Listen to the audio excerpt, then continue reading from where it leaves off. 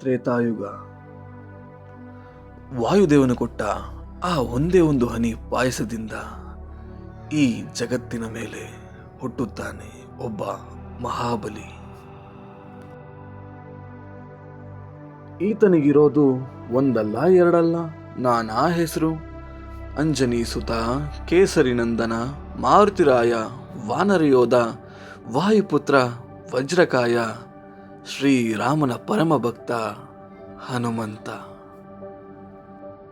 ಇಂತಹ ಮಹಾಬಲಿ ಹುಟ್ಟಿದ್ದು ನಮ್ಮ ಕರ್ನಾಟಕದ ಅಂಜನಾದ್ರಿಯಲ್ಲಿ. ಬನ್ನಿ ಆ ಪುಣ್ಯ ಸ್ಥಳನ ನಾವು ನೋಡೋಣ.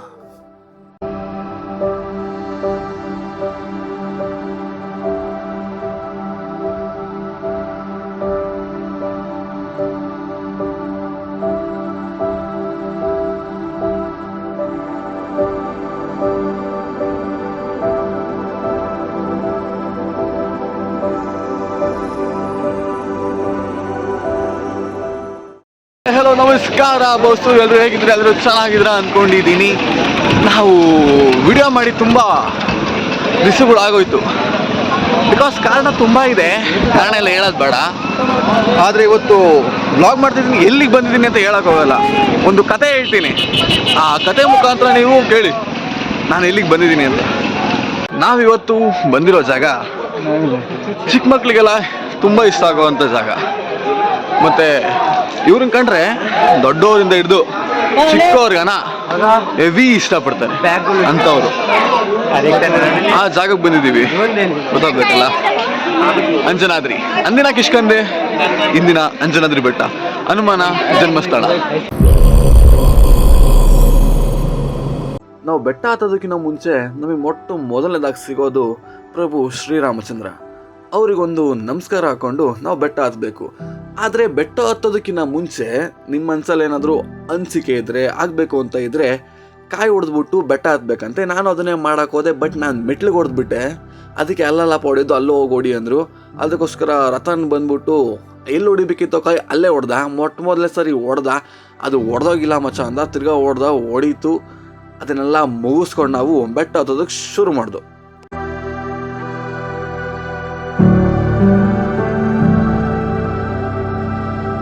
ಶ್ರೀ ಹನುಮ ಜನ್ಮಭೂಮಿ ಅಂಜನಾದ್ರಿ ಬೆಟ್ಟ. ಅಂಜನಾದ್ರಿ ಬೆಟ್ಟಕ್ಕೆ ಸರಿಸುಮಾರು 575 ಮೆಟ್ಲುಗಳಿದ್ದಾವೆ. ನಾನು ಅಂದ್ಕೊಂಡಿದ್ದ ಪ್ರಕಾರ ಮೋಸ್ಟ್ಲಿ ಬೆಟ್ಟ ಥರ ಇರ್ಬೋದು ಅಂದ್ಕೊಂಡಿದ್ದೆ. ಇಲ್ಲ, ಇಲ್ಲಿ ಮೆಟ್ಲುಗಳಿದ್ದಾವೆ 575. ಹತ್ಬೇಕಾದ್ರೆ ಯಾರಿಗಾದ್ರೂ ಸುಸ್ತಾದರೆ, ವಯಸ್ಸಾದವ್ರಿಗೆಲ್ಲ ಸುಸ್ತಾದರೆ ಜಾಗ ಮಾಡಿದ್ದಾರೆ ಕೂತ್ಕೊಳ್ಳೋಕ್ಕೆ. ಆರಾಮಾಗಿ ಕೂತ್ಕೊಂಡು ವಿಶ್ರಾಂತಿ ತಗೊಂಡು ಹೋಗ್ಬೋದು. ಸರಿ ಬನ್ನಿ ನಾವು ಮುಂದೆ ಹೋಗೋಣ ಬಾಸ್, ನೋಡೋಣ.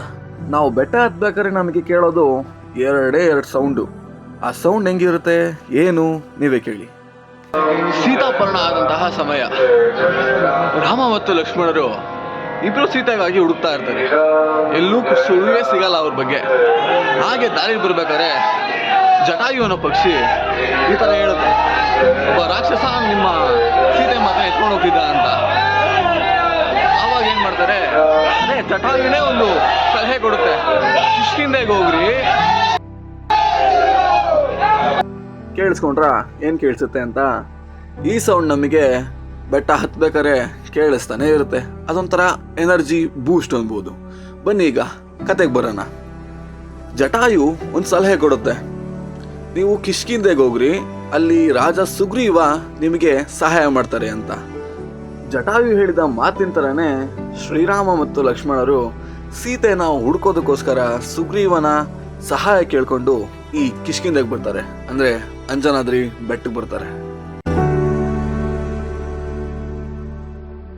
ಇವತ್ತು ಸ್ವತಂತ್ರ ದಿನಾಚರಣೆ ಅಂದ್ಬಿಟ್ಟು ಜನ ಸ್ವಲ್ಪ ಜಾಸ್ತಿ ಇದ್ರು. ಗೊತ್ತಿಲ್ಲ ನಾರ್ಮಲ್ ಡೇಸಲ್ಲಿ ಈ ಥರ ಇರ್ತಾರೋ ಅಂತ, ಬಟ್ ಇವತ್ತು ಜಾಸ್ತಿ ಜನ ಇದ್ರು. ಆ್ಯಂಡ್ ನಾವು ಅವಾಗ್ಲಿಂದ 575 ಮೆಟ್ಲುಗಳನ್ನು ಹತ್ಕೊಂಡು ಬಂದಿತ್ತು ಇವರು ನೋಡೋದಕ್ಕೆ, ಈ ಜಾಗ ನೋಡೋದಕ್ಕೆ. At last we reach the destiny ಗುರು.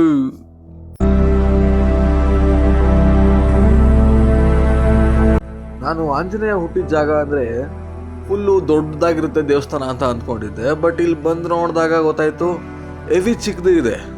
ಆ ಥರ ಆಡಂಬರ ಆಗಲಿ ಏನು ಕಾಣಿಸೋದಿಲ್ಲ, ಏನು ನೋಡೋದೇ ಸಿಗಲ್ಲ ನಮಗೆ. ಆಡಂಬರಗಳೇ ಸಿಗಲ್ಲ ನಿಮಗೆ ನೋಡೋದಕ್ಕೆ. ಸಿಂಪಲ್ ಆಗಿದೆ. ಇಲ್ಲಿ ಯಾವುದೇ ಥರ ಪೂಜೆನೂ ಮಾಡಿಕೊಡಲ್ಲ. ಗರುಡ್ಗಂಬ ಇರುತ್ತೆ, ಆ ಗರುಡ್ಗಂಬಕ್ಕೆ ನಾವೇ ಹೋಗ್ಬಿಟ್ಟು ಪೂಜೆ ಪುನಸ್ಕಾರ ಏನಾಯ್ತೋ ಮಾಡ್ಕೊಂಬರ್ಬೇಕಾಗುತ್ತೆ. ಆ್ಯಂಡ್ ಪೂಜೆ ಎಲ್ಲ ಮಾಡಿಕೊಂಡು ಒಳಗಡೆ ಎಂಟ್ರಿ ಆಗೋಣ, ಬನ್ನಿ.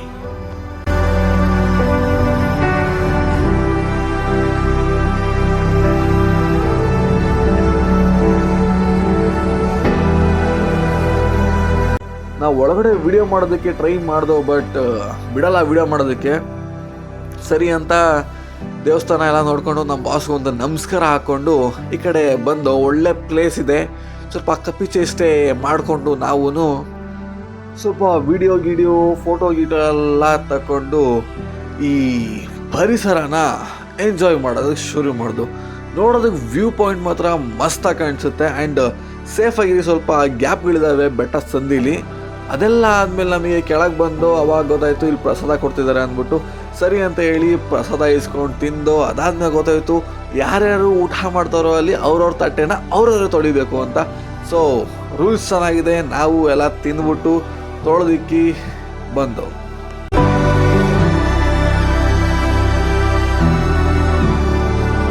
ಆಂಜನೇಯಂಗೆ ಕೇಸರಿ ಕಂಡ್ರೆ ಏನಕ್ಕೆ ಇಷ್ಟ ಅನ್ನೋದು ಯಾರಿಗಾದ್ರೂ ಗೊತ್ತಿದ್ರೆ ಕಾಮೆಂಟ್ ಸೆಕ್ಷನಲ್ಲಿ ಕಾಮೆಂಟ್ ಮಾಡಿ. ಗೊತ್ತಿಲ್ಲ ಅಂದರೆ ಅದು ಇನ್ಫಾರ್ಮೇಷನ್ ಬೇಕು ಅಂದರೆ ಅದನ್ನು ಕಾಮೆಂಟ್ ಸೆಕ್ಷನಲ್ಲಿ ಕಾಮೆಂಟ್ ಮಾಡಿ. ನೆಕ್ಸ್ಟ್ ವಿಡಿಯೋದಲ್ಲಿ ನಿಮಗೆ ಆ ಪಾರ್ಟ್ನ ಪ್ರತ್ಯೇಕವಾಗಿ ಹೇಳ್ತೀನಿ, ಏನಕ್ಕೆ ಆಂಜನೇಯಂಗೆ ಕೇಸರಿ ಕಂಡ್ರೆ ಇಷ್ಟ ಅಂತ. ನಾವು ಬೆಟ್ಟ ಹತ್ಬೇಕಾದ್ರೆ ಸ್ವಲ್ಪ ಜನ ಮೀಡಿಯಮ್ ಆಗಿದ್ರು, ಬಟ್ ನಾವು ಬೆಟ್ಟ ಹತ್ತಿ ಇನ್ನೇನು ಇಳಿಬೇಕು ಆವಾಗ ಸಿಕ್ಕಾಪಟ್ಟೆ ಜನ ಆಗೋದ್ರು. ನೋಡ್ತಾ ಇದ್ದೀರಾ ಎಷ್ಟು ಜನ ಇದ್ದಾರೆ ಅಂತ.